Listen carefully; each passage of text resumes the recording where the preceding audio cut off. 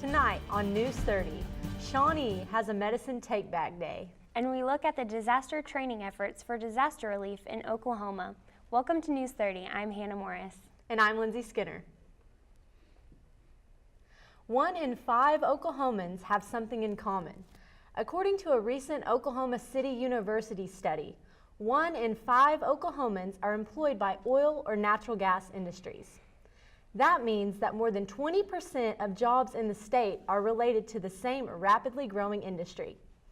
Oil and natural gas industries are responsible for a third of gross state product and $513 million in taxed state revenue in 2013. Oklahoma is uniquely rich with Native American culture. A recent donation by the Cherokee Nation to Tulsa's Gilcrease Museum will allow us to experience and appreciate their culture even more. The exhibit will portray the events leading up to the Trail of Tears and continue on to show the tribe settlement in Tahlequah, Oklahoma, including their establishment of government. The donation was $100,000, which accompanied artifacts, art, and other historical and cultural objects. Jake Nelson talked to local police about Shawnee drug drop-offs. More often than not, when you're prescribed a drug, you tend to not use all of it. So what happens to the leftover drugs you don't use? Or a child or a loved one ends up finding it and turns that prescription into an addiction. So how do you keep that from happening? Well, the drug drop box. The drug drop box is a program where people can get rid of medications they no longer need, or family members that have passed away and they're left with large quantities of medication. Days for dropping off your prescription drugs happen several times throughout the year, and the Oklahoma Bureau of Narcotics has a list of drop-off locations throughout the state located on their website. Usually a couple times a year we'll hold a drug take-back event. They're held around the state and around different cities, usually in cooperation with other organizations and entities. It's a safe place that people can come and dispose of their tablets and they use narcotics safely, and there's no questions asked on the program. This program's been around for a couple of years. It's a fantastic program for people to get rid of their unused medications, so that it doesn't end up in the hands of kids or criminals to use it for other purposes. Also, it provides green energy. The medication is incinerated at a green incinerator to produce green energy. Reporting from Shawnee City Hall, I'm Jake Nelson for News 30. You can find other drop-off locations at ok.gov/OBNDD. Your child's harmless sounding sneeze could be more ominous than you think. Oklahoma has recently joined 10 other states with confirmed cases of the enterovirus. The virus is a respiratory illness that typically targets children or those with previous lung conditions. So far, 7 Oklahomans have landed in the hospital.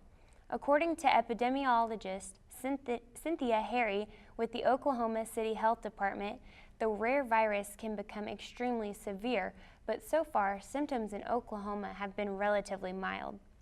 The State Health Department and Centers for Disease Control and Prevention are completing their first round of testing for the virus. PASS curriculum is a newly implemented curriculum. Teachers in Oklahoma public schools were told that starting in the fall, they would be teaching the Common Core curriculum, despite continual debate. I spoke with Mandy Hillhouse and Michelle McCormick, both with over 20 years of experience, about the positives and the negatives of the Common Core curriculum. The Common Core curriculum is an education initiative in the United States that details what kindergarten through 12th grade students should know in English language arts and mathematics at the end of each grade. Hillhouse states the Common Core is good for students who have to move frequently. The curriculum remains the same from state to state, making it easy for students to adjust. Hillhouse stated the curriculum helps students to become better writers and thinkers, causing students to think outside the box. Hillhouse and McCormick said negatives of the Common Core curriculum would be difficult algebraic equations and the writing of extensive paragraphs. There will continue to be much debate about the Common Core. There are 3 important elections coming in November. Candidates were narrowed down after the primary elections took place June 24th. The United States Senator race is between Democrat Connie Johnson and Republican James Lankford. For United States Representative, Democrat Al McCaffrey will run against Republican Steve Russell. Running for state superintendent, Democrat John Cox will face Republican Joy Hoffmeister. Be on the lookout for these candidates' campaigns in the near future. If you're registered to vote in Pottawatomie County, there are 42 polling locations near you. The elections will be held on November 4th. After the break, Jordan Hunt visits local Shawnee boy who has battled through cancer. We'll be right back. Nicole Smith looked into disaster relief efforts here in Oklahoma. Next month on October 1st, right here in Oklahoma, Oklahoma Baptist Disaster Relief Ministries will host a training orientation session at Grace Place Baptist Church. We spoke with David Carr, who will be heading the training. What we're hoping to accomplish when we train people to work in disaster relief is we try to go to disasters such as floods, fires, tornadoes, hurricanes, and there's always people in need there, and we're going there to try to give them help, hope, and just to help them in their time of need, and to do whatever disaster they've had in their life, we're there to help them get through that. According to Sam Porter, the director of Oklahoma Baptist Relief Ministries, this is one of the largest training sessions available, with at least 400 to 800 people. Volunteers assist in many areas of training, including showers and laundry, child care, and damage assessment. Feeding is primary. Then we teach chainsaw work. We teach ash out, what's called ash out, and then mud out. I've explained those. Those are fire and flood recoveries. We have child care training. We have water purification, and we have medical. So we train people in all those, and we do those in 2 trainings a year. What is some recent activity that you've had going on with Oklahoma Baptist Disaster Relief? Well, actually, we haven't had any what we're calling disasters here in Oklahoma here lately. I can encourage anyone who would like to come to this disaster. It's disaster training. It's actually, this is a ministry to us. Like I said earlier, we're providing help, healing, and hope to people who have had disasters. And I can assure them that if they want to come be part of us, that they'll receive a blessing from it, for sure. So it's just something that we just cannot ignore, those people when they're in that time of need. It's for everybody to get trained and be ready to go. I'm Nicole Smith reporting. For more information on how you can get involved, go to bgco.org.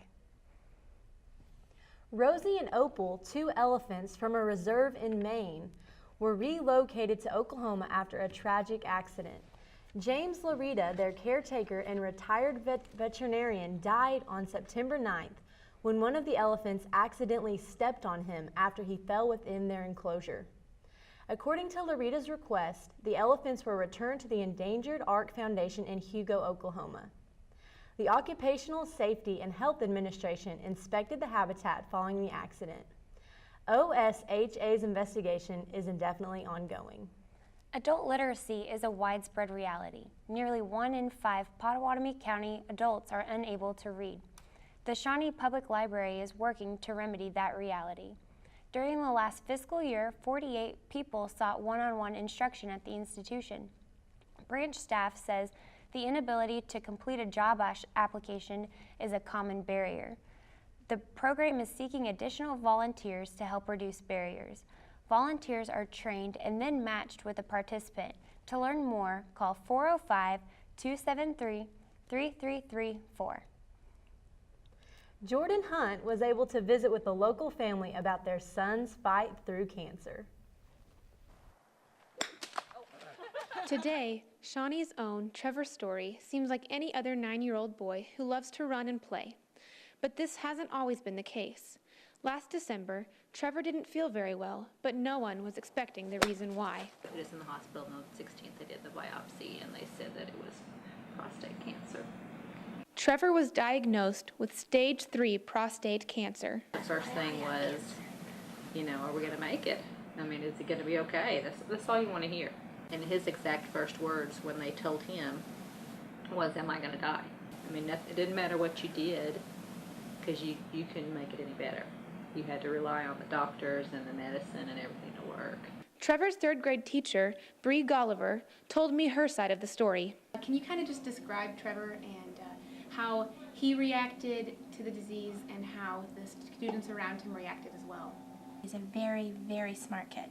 He's one of those kids that he doesn't have to study, but he loves school, and so he does. He's compassionate and kind, respectful, very strong, and you just can't help but love him. Well, I couldn't run around or anything. All I could do was really sit in. His lifestyle completely changed. He's always been happy dealing with it because, we always try to look on the bright side of it. But, he just wasn't the same old Trevor. His initial reaction, I think he was scared, but with the support of his family and just all the prayers, he turned optimistic very quickly. There's just been a pouring of people that just have reached out to us and just have made a huge difference. We actually had to change rooms because people were standing outside the room. When Trevor returned to school, he was greeted with love from his classmates, and they are still showing support through cards and more. I had 2 students, one male, one female, who shaved their heads so that he wouldn't feel left out. I guess you can't ever say thank you enough. One of Trevor's favorite memories is when he got to meet OSU's football player Brandon Wheaton, but his mom had a different answer. My favorite memory was when they told us that there was no active cancer. After completing 41 chemotherapy treatments, Trevor is finally almost done. How many more chemos do you have? 1. On behalf of the News 30 team, congratulations, Trevor. This has been Jordan Hunt. September was Childhood Cancer Awareness Month, and we were excited to tell Trevor's story. If you're looking for discount clothing, ZipDog is the place. ZipDog is a family-owned business that sells off-brand clothing and shoe products. Since gaining popularity with its extremely low prices and sales, it has become a big part of shopping in the community. We were able to talk with a representative of ZipDog about the shopping experience. People come in the store and literally buy like 50 to 100 pieces of product, of clothing and shoes, brands that are just unbelievable. You drive up the street and pay $75 for them. We got it for $4.85 or something. It's just crazy cheap. So it's, we throw it out on tables. It's a bona fide, dig fest. That's what we call it. A big part of our sale is going to be a big costume event. ZipDog is primarily online, but does have 2 locations in Shawnee.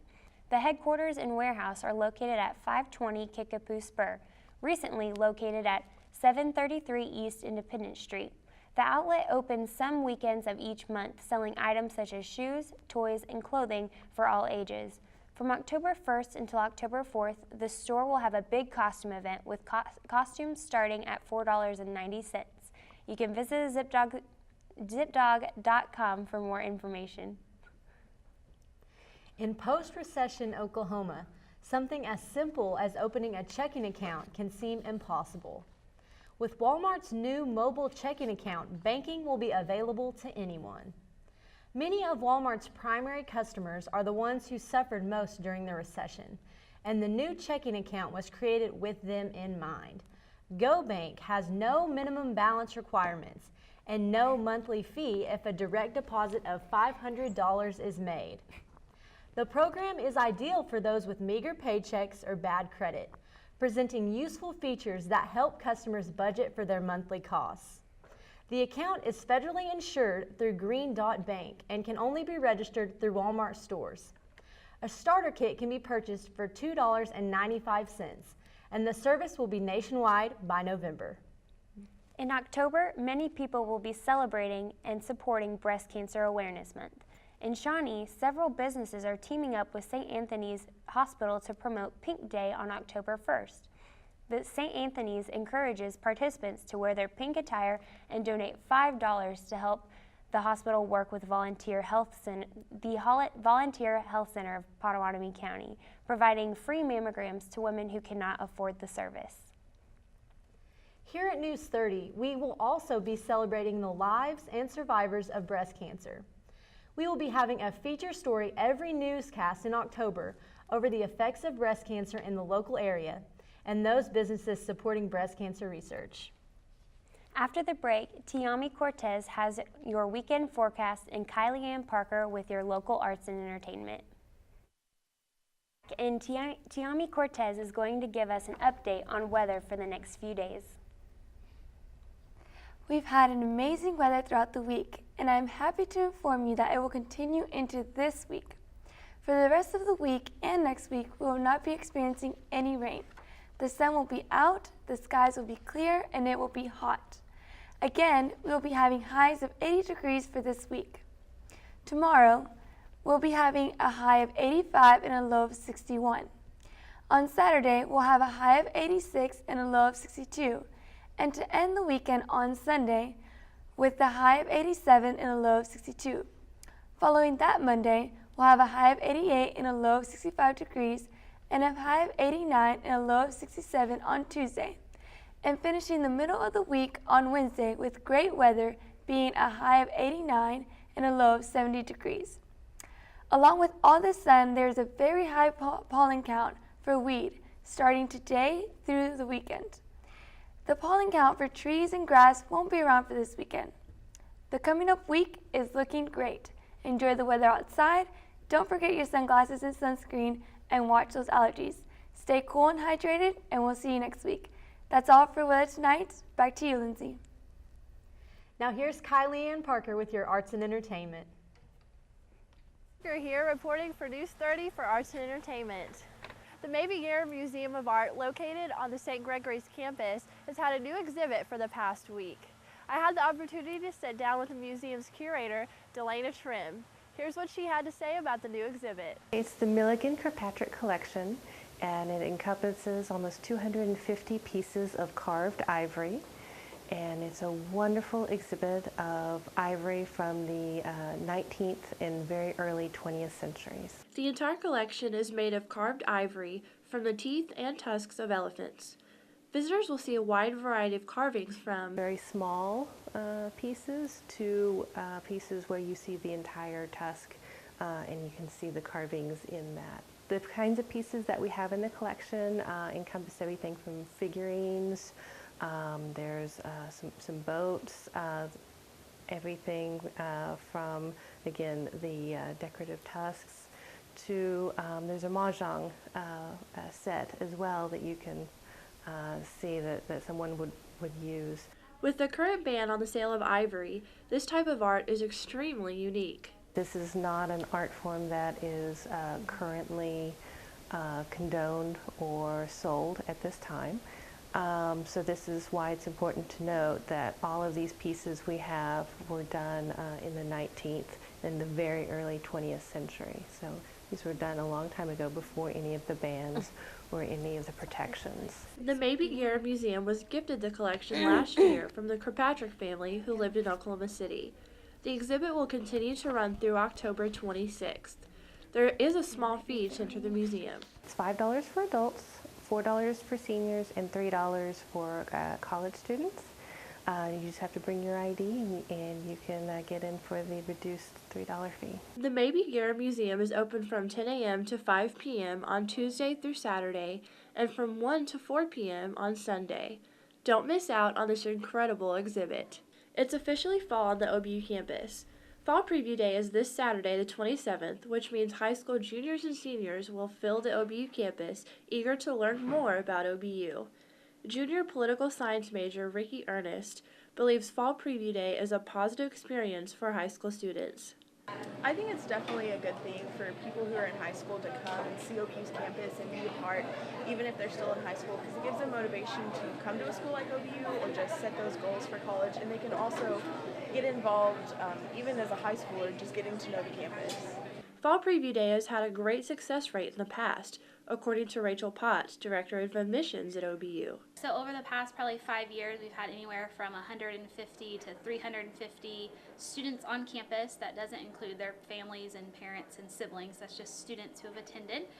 This year, we will have approximately 300 students on campus for Fall Preview Day. Again, that doesn't include all the rest of the visitors who will be there with them. So we're expecting another great crowd. Laura Hickman came to Fall Preview Day when she was a senior in high school.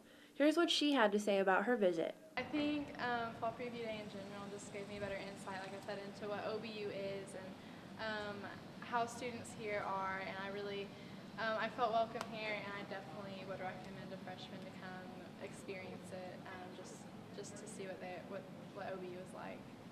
Fall Preview Day will be a full day of fun and exciting events for possible OBU students to enjoy. So Fall Preview Day is a big open house event day, and so there's a lot of options to choose from. We schedule it so that they can kind of pick and choose their schedule for the day depending on what they want to do. So we start in Rayleigh Chapel with a big opening session. We have a worship band to do some praise and worship for the day. The president will come and give a welcome. And then from there we'll do breakout sessions, which could include a campus tour, a walking tour with our herd members, our student ambassadors, or they can attend a financial aid session, mock class experiences so that they can see what it would be like to be in a classroom setting with our faculty members. We'll close with a closing session and then have a big tailgate prior to the kickoff for the football game. So football starts at 2 o'clock that afternoon, and so we'll have a big tent with a tailgate, hot dogs, cookout for the families to come enjoy that, and then we will give discounted tickets if they want to come and enjoy the game that afternoon. That's all for Arts and Entertainment this week. I'm Kylie Parker reporting for News 30. Here's Abby Click with sports. The wait is over for the Sooners. Baker Mayfield has been granted a third year of eligibility by the NCAA. This Texas Tech transfer has been waiting a while for a decision to be made. Mayfield was quite established at Texas Tech before transferring. Mayfield was named the Big 12 Offensive Newcomer of the Year in 2013. This has been the first successful appeal for the Sooners this year. Doriel Green-Beckham, Joe Mixon, and Frank Shannon will not be playing this season for Coach Bob Stoops. OBU football falls to Oklahoma Panhandle State University, bringing in their first loss of the season. The Bison lost 49-21 to the Aggies on the road. OBU's quarterback Blake Woodard completed the game with 131 yards. Jordan Barnes led the Bison in rushing yards with 50 yards, and Dawson Myers followed by adding 49 rushing yards for OBU. The Bison will face Southwestern University Saturday at home starting at 2 p.m. with a record of 3-1. In other news, the Lady Bison Volleyball racks up their 50th straight Sooner Athletic Conference win. Number 15 ranked OBU defeated Oklahoma City University 3-1 Tuesday in order to gain the SAC accomplishment. With a record of 14-6 and 4-0 in the SAC Conference, the Lady Bison will host Texas Wesleyan Tuesday at 6 p.m. in the Noble Complex. The Shawnee Wolves kicked off the 2014 season against Bishop McGuinness. The Wolves needed a solid plan to defeat McGuinness after a close 14-7 victory last year. Shawnee was able to clinch a 26-24 win over the Irish. The Wolves also captured a 36 win over Duncan during week 2 of their season. However, the Wolves were unable to snatch a win against Ponca City during their home season opener. Shawnee fell by only 7 points to lose their first game of the season. The Wolves will be in action at home Friday against Noble starting at 7 p.m. Hannah and Lindsay, back to you. Thank you so much for watching News 30 tonight. We'll look forward to seeing you next week.